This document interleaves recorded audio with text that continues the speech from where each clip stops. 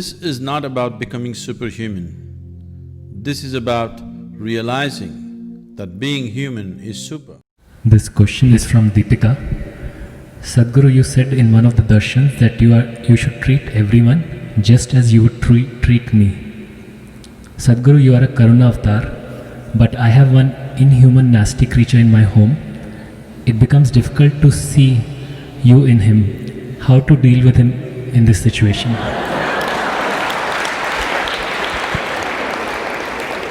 In how many years of marriage does this evolution happen? Or it's a devolution? I'm sure he was a wonderful, romantic, wonderful man at one time. I don't know in how many years of marriage does he become a nasty creature. And how much role you have in making of a nasty creature.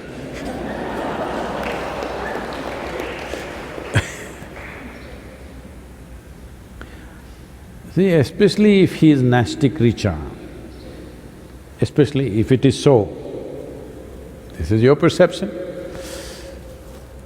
But especially if somebody is a nasty creature in your home or in your office or wherever you are,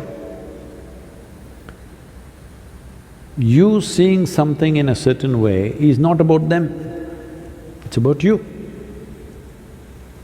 Do you want to keep your eyes, your mind, your heart, your body pleasant or unpleasant? You make up your mind on that one.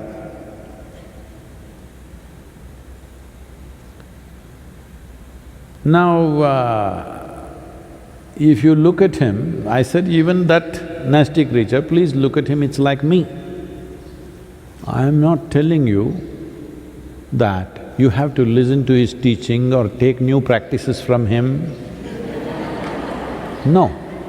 I'm saying, if you have looked at me with a certain sense of reverence, devotion, love, affection, whatever is your emotion, if you have, please see everything with that, because all I'm saying is,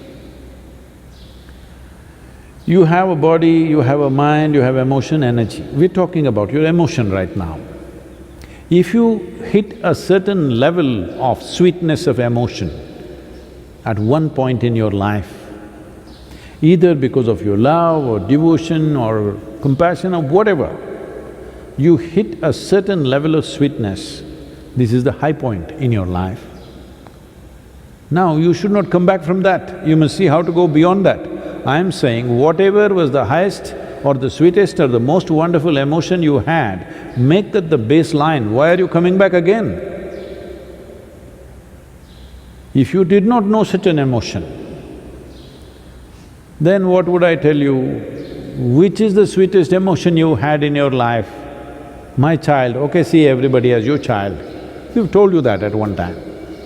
Then I saw you sat here with tears of blissfulness and love coming out of you. Then I said, see everybody as you're looking at me right now, because this will make your eyes, your mind, your heart, your body and your very being sweet and wonderful. This is not about him.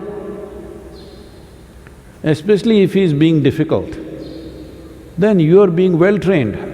Even if you go to hell, you will do well. Yes. Because nobody has guaranteed you. Have I ever told you I will get you a ticket to heaven? I've been constantly threatening you, right here things will happen. So, you must understand this is about your transformation. The problem with you is, because you read… what are those? Well, I don't want to take names anyway. You read all those romantic books when you were a teenager and then you imagined all kinds of things. You are not first of all straight with yourself. Your hormones are working up. Suddenly you look at somebody, wow, can't believe she's so beautiful, she's so fantastic, he's so handsome, he's so wonderful, everything he does, ah! You're bullshitting yourself.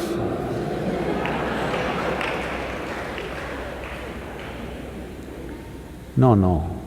Whatever they do, you make yourself beautiful. Now even if they're doing nasty things, you're still wonderful. This is different. You know they're doing nasty things and you're still wonderful. This is fantastic. They are doing nasty things, but you think they're doing beautiful things. This is a stupid nonsense. I'll tell you. Somebody who was serving in Indian army told me this story because we went through a similar situation somewhere else. So at that time he was narrating this. They were posted in the northeastern region where there's a certain amount of elephant population. So he is a battalion leader, he is heading about a group of 18 to 20 people, I think, they're marching in the forests.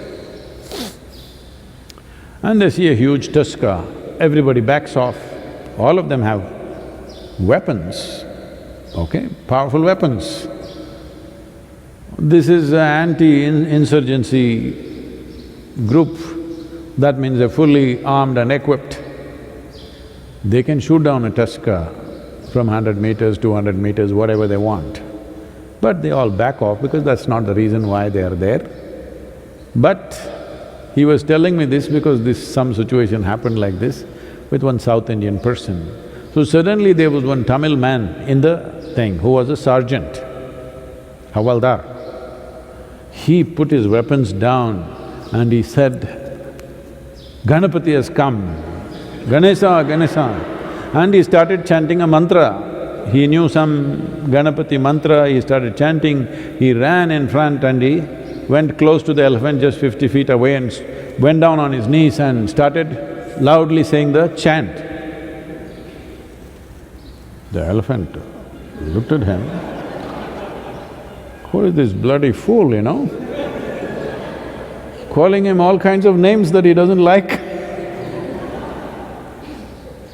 And these people were watching, this is some kind of a miracle happening, the elephant is just standing there and this guy is on his knees chanting. The elephant moved so quickly, and within less than 2 seconds or within probably 5 seconds, he was upon him, he just crushed him, turned back and went. These people were just aghast and they're just watching him being crushed. Then some people pulled out the weapons. When the person whom I knew was in charge of it, he calmed them down because it's already dead. The man is dead in one shot. Why I'm saying this to you is, wild elephant is not going to do pleasant things to you because you call him a god.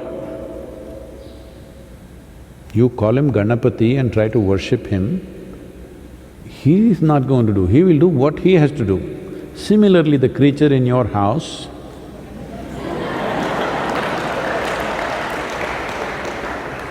he will do what he has to do, whatever is his characteristic.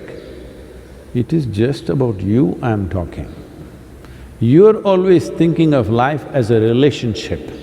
No, I want you to understand, before you were born or even when you were being born, you did not have a relationship even with your mother. This is going to be very unpopular, people are going to pick on me, but please look at it. You don't have a relationship. You just have an existence. Relationship happened because of your needs. You saw her as your food, you went for her. You saw her as the basis of your survival. You recognize that quickly, you know. The moment a child is born, hand her over to another man or another woman and let them take care of all the child's needs. Child will immediately go to them. This whole idea that you think it's coming to you because you are the mother and you delivered, no. It is because of the needs you form relationships. Otherwise, there is just existence.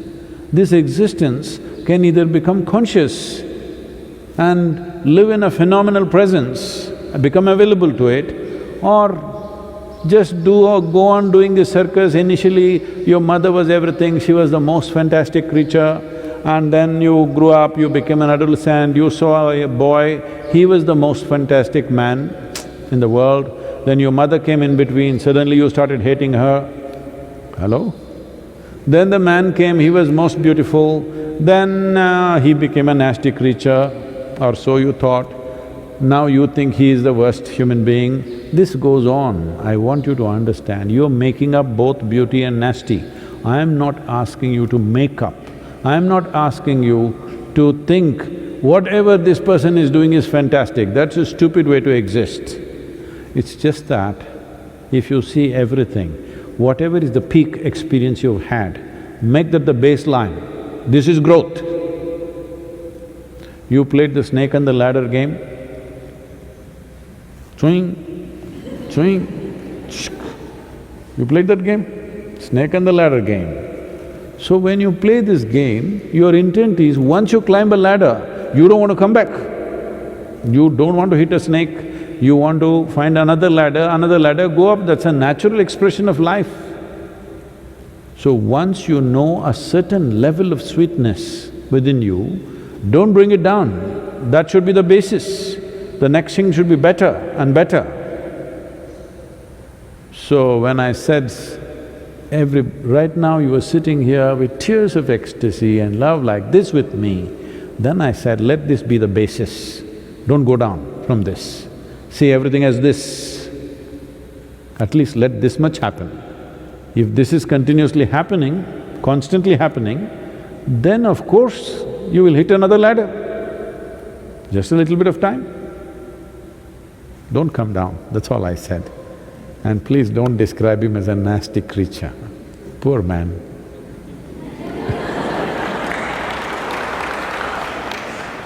This happened. I think I told you, maybe one of these days only I told you, I don't remember, but let me repeat this. Shankaran Pillai thought his wife is having an affair, hired a detective, I'm saying it loudly because just to remind you. Said, I want proof against her.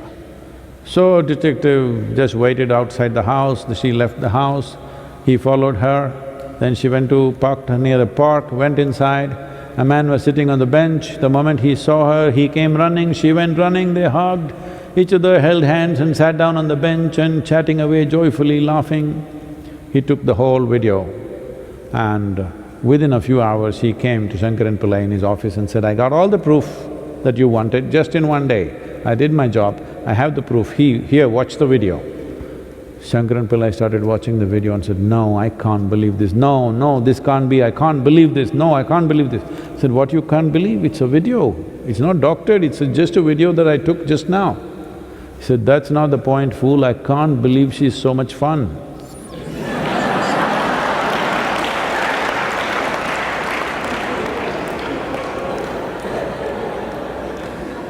So, after 15 days is over, when the man goes away somewhere, then you will see how much fun he was. Don't do this to yourself